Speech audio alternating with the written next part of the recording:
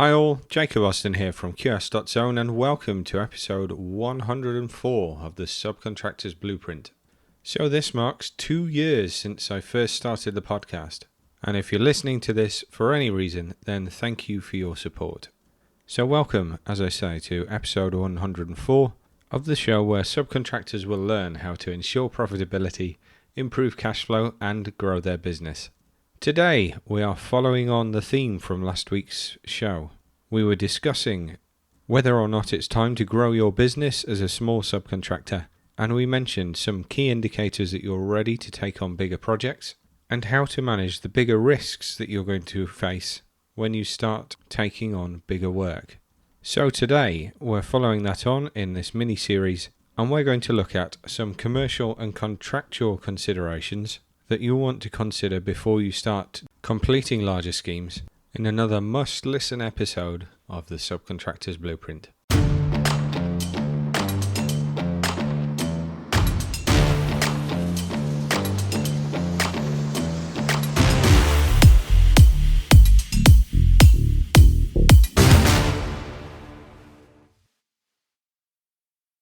So as I said, this episode builds on the foundation of last week's show. And today I'm going to discuss some commercial and contractual considerations that you want to have a good idea about before you start taking on larger work. Because winning a larger project isn't just about doing more work. It often will mean signing up to more complex contracts and fulfilling more commercial requirements that you just might not have come across on smaller jobs. We're talking contracts, insurance, bonds, warranties, and compliance with law and standards. Now, many of these are topics that I've covered in more detail throughout previous episodes, so if there's something that you want to learn more on, then I would encourage you to look back through the back catalogue for other episodes you can brush up on. But we're going to start with contracts, and I've said this a million times on the podcast. You've got to know what you're signing. Larger projects will typically use a formal written contract, and you'll see standard forms such as JCT or NEC for subcontracting, but almost always with the contractor's amendments involved. It's critical on a large project to read that subcontract or have it reviewed by somebody competent if you don't think it's within your skill set. If you look for nothing else when you read the contract, look for the Holy Trinity. What am I doing? When have I got to do it by? And how much do I get paid and when? So let's start with what am I doing? This will be the scope of work and the specification. The contract's description of the work needs to match what you've priced. Bigger projects are going to involve big sets of specifications, drawings, perhaps even a BIM model, and all of this may refer to standards that are outside the written words. For example, British Standard 8204, which you might just read and skip over, but that is a specific standard relating to screeds and in situ flooring. The reference to that can incorporate requirements that aren't written anywhere else. It will cover materials, design and installation, the tolerances that your finished surface has to achieve, and a host of other things that may not be written anywhere else in the spec. Now, of course, as you're a specialist, you'll want to get to know the relevant British standards you're going to come across for your trade. On top of that, you want to check that the order represents the price that you've submitted and it aligns with your understanding of how you've priced it. So if you've made assumptions, are those assumptions there? If there are site conditions that you've got to take into account, have you visited and inspected the site? Are you responsible for some of your own attendances, like your own access equipment or clearing your own rubbish? These are things that will cost you money if you haven't priced them into the job. If it's not written in the scope, the contractor will probably be assuming you're providing it. These kind of assumptions can trip both of you up, so better to be clear on them up front. Next we have the program. How long have you got to build what you need to? This needs to be a sensible period. You will doubtless see a liquidated damages clause in there, and if the whole project finishes late because of a delay that you've caused, then you could see liquidated damages applied to you, and this relates back to that program period. If the work that you've got isn't achievable in that period, now is the time to shout up before you sign any agreement. You also want to check when it comes to program that you can achieve the levels of output that the contractor wants. You might have priced for 10 men to be on site, but they want 20 men and half the time. Can you achieve that?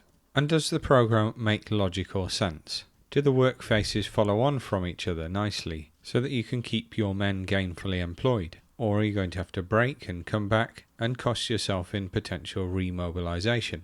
These are questions to start looking at, and ask the questions of your contractor. Now we have payment, everybody's favourite part of the job. We already mentioned that any assumptions need to be translated into the scope. But now we're also asking, does the order that you've received replicate your tender price? And if it doesn't, then is there a simple answer as to why not? It could be the contractor has just adjusted a couple of quantities because he's seen that the measure was slightly out. But then you also want to check, has the discount, if you've agreed one, been properly applied? Do the rates tally up with the rates that you quoted? And have any savings that you might have offered been captured in adjustments to the scope and change of descriptions in the bill of quantities? You've also then got to check the basis on which you quoted. Were you just pricing a bill of quantities, and is that what the order says, making it a remeasured contract? Or were you being asked to price a lump sum and take on board the price risk? Whichever way round you've priced it, the contract obviously needs to align with that. Now, those are the absolute must checks, the Holy Trinity. But if you were to read the contract in full, you'd be amazed at how much of that actually can relate to how much you'll get paid by the end of the job. And so I'll pick out some key areas that you might want to explore in a little bit more detail. Let's start with payment terms. Large projects typically will have a structured payment schedule setting out valuation dates at which you can apply for payment for your work. These are the dates by which you must submit your applications for payment. If you miss it, you're likely to not be paid until the following valuation date, which can be a hell of a wait, especially if you're a small business dependent on the cash flow. And given that you're working on bigger contracts here, this is going to mean bigger sums of money that you don't get in your bank account. So you need to find this and have it front and center so that you can submit your applications on time. What you should then see is a set period from the application date to give a due date, and then a further period to the final date for payment. You have to add these two up to get to the overall payment terms. It might look something like 21 days to the due date, and then a further 7 days to the final date for payment to make a 28-day payment period. Next, I think you want to look at how you need to ask for the money. Some contractors will accept invoices from you, and others will only accept applications for payment. What you can't do is mix and match both. A lot of contractors will insist that you sign a self-billing agreement if you're going to submit applications, and that means that you ask for the money, they tell you how much they're going to pay you, and then they invoice themselves and send you a copy of it. That copied invoice is what we term a self-billing invoice. So that becomes your VAT document in the eyes of HMRC when it comes to determining turnover and how much VAT is due. Ask for the money in the format that the contractor wants. So if they tell you it's an invoice, then send them an invoice, and vice versa. If they want a cumulative bill, then make sure that's what you're issuing. There is no benefit to be gained in rigidly sticking to what you want to do if it doesn't get you paid. Next, you want to look out for retention. This will likely be a fixed percentage between 1 and 5%, which will be deducted and held by the contractor until you've completed certain milestones. Make sure this replicates what you've agreed. It can be a large chunk of cash on a big job, and by letting the contractor keep it, you're effectively loaning them some money for a period of time. You should be due the first half of whatever that percentage is at the practical completion of your work, and the second half after you've made good any defects that have been discovered in the defect period. That defect period might be 12 months, it might be 24 months. It should be stated in your subcontract, and that is when you can expect a final inspection of your work to be completed and any defects tasked out to you to make good. You'll need to complete these in order to get your hands on the money. Next up, let's consider variations and changes. The contract will have a mechanism for variations. These might be termed variations or changes or compensation events, depending on the type of contract you're looking at. You need to read your contract to understand how and when you submit quotations for those changes. On a complex job, changes are almost guaranteed, be it minor design tweaks or whole additions to your scope of works, and you will need to follow the proper process set out in your subcontract to get paid for them. If the contract says no payment for variations unless confirmed in writing by X, then make sure that Mr. X has confirmed it. Paperwork matters. If there's a big change, then make sure you've got the records of that agreement. As the saying goes, change is the only constant, and that makes it vital for you to know how to deal with it when it happens on your job. Next, we want to consider liquidated damages. I mentioned this last week, but I'll mention it here again. This is a specified amount that represents the amount of money that the employer, which is the main contractor's client, will lose for every week or day that the project is late. It can be specified in any period of time or part thereof, and you need to know what your risk of it is. Now, it may be, depending on the trade that you're completing, that the chances of you having damages deducted is pretty slim, particularly if your work isn't usually on the critical path. Now, most subcontract work is somewhere along the way, and so you need to ask yourself, have you got enough time during the critical points to complete the work that you're being asked to do? You need to consider that if you're delayed, that you submit extensions of time to see off the risk of liquidated damages being deducted from you. It's a complex subject, and it's one that gets a hell of a lot of heat considering how often it's actually enforced. Ultimately, the way to avoid liquidated damages is to administer delays properly. If delays aren't your fault, then ask for extensions of time. Next, we have indemnities and liabilities. Many big contracts include clauses which require you to indemnify the main contractor for certain things like damages arising from your work, injury caused by you, breaches of law, and so on. These are all relatively standard, and it's not uncommon for subcontracts to cap liability at, say, the contract value or a multiple of that contract sum. And it might be absurd to you, but if there is a cap in that fashion, then that is actually there to protect you. Because if there's no cap, then theoretically a major issue could impose unlimited liability on your business, though your insurances will probably step in up to the limits of the policies. Beyond those policy limits, you might be exposed yourself. So if a contract requires a £10 million public liability and you only have a £5 million public liability, guess what? You're going to need to increase it.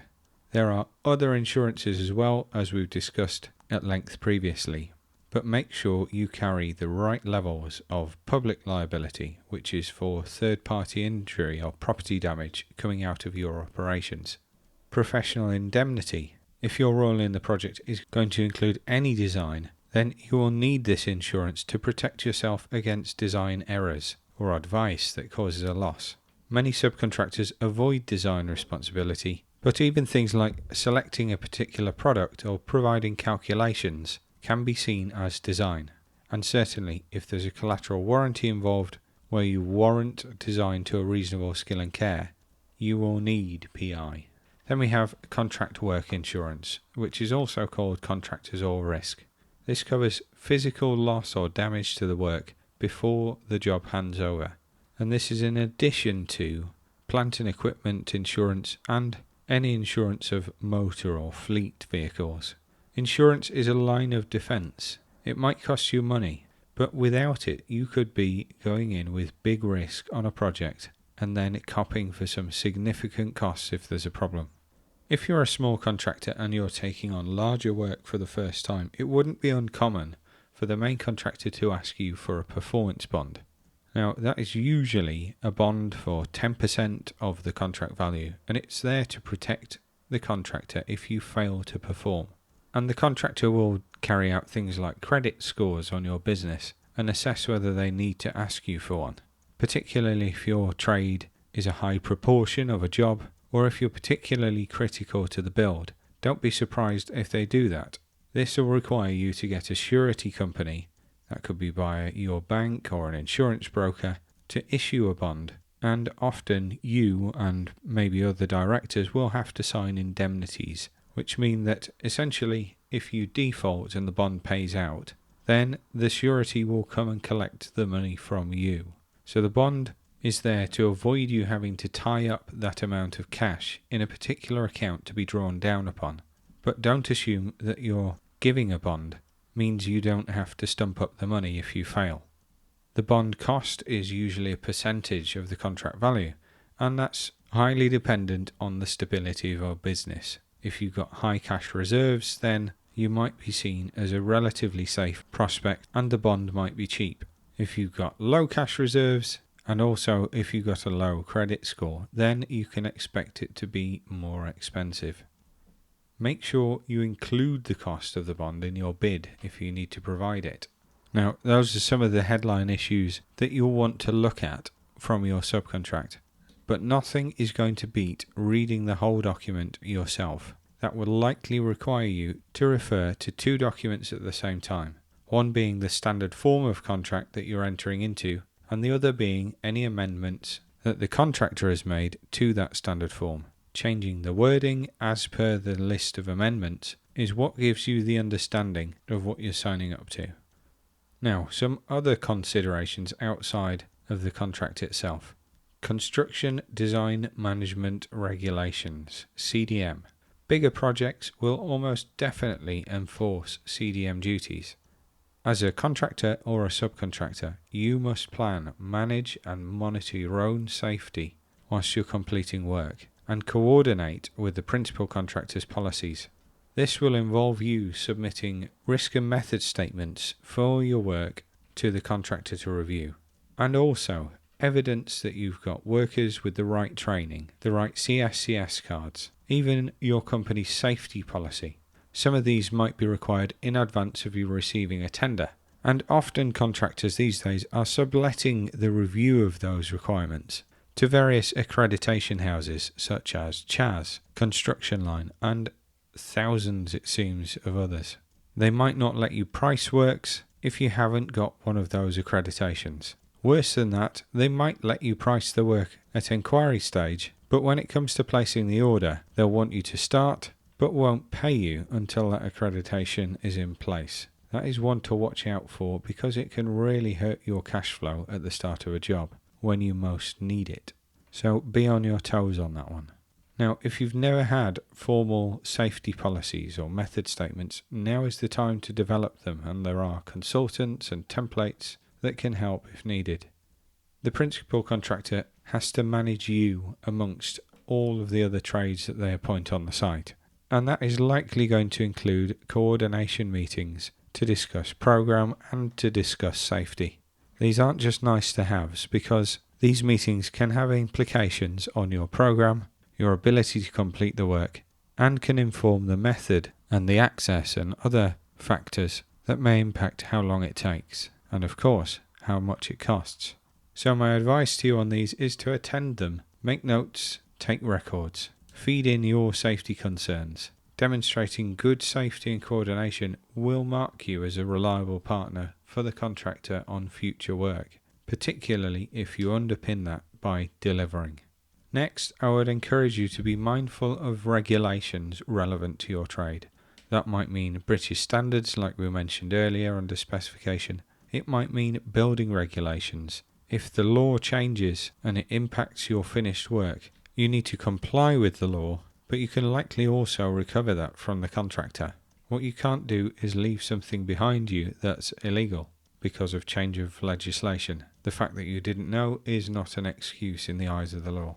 The contractor also will have their own quality management standards, and they will need you to comply with them so that they can demonstrate compliance under ISO 9001, and it's their way of staying audit-proof and compliant with employers' requirements. That might mean that you procure certain materials from certain approved suppliers, or that you conduct testing in a particular fashion, providing quality assurance documents on completion. That might be as simple as providing concrete test cubes, if that applies to you, at given intervals. But it might also mean more elaborate QA and QC checklists, inspection and test plans or ITPs for your work. Adopting a quality management mindset will help you a great deal. Having the right records, the right tests carried out, as proactively and early as you can save a lot of arguments later. If that means pressure testing all of your drainage install whilst it's still visible, think about how easy it is to do then versus when it's covered up by a floor slab. Doing it at the right time will save you money. One other thing that is a growing trend within the industry is sustainability and social value.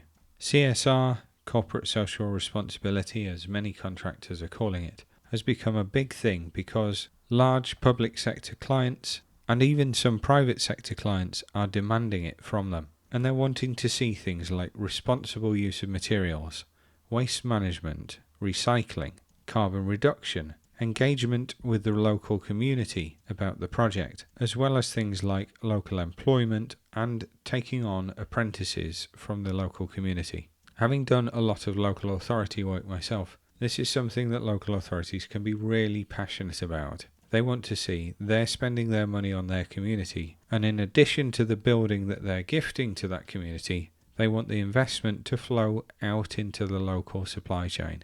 These can win you big brownie points when it comes to winning the work, but they're also something that you will be contractually obliged to deliver if you sign up to them. Luckily, most of these are quite straightforward to do and reasonably inexpensive, and it can help you win jobs. Just make sure that if you sign up to it, you can follow through.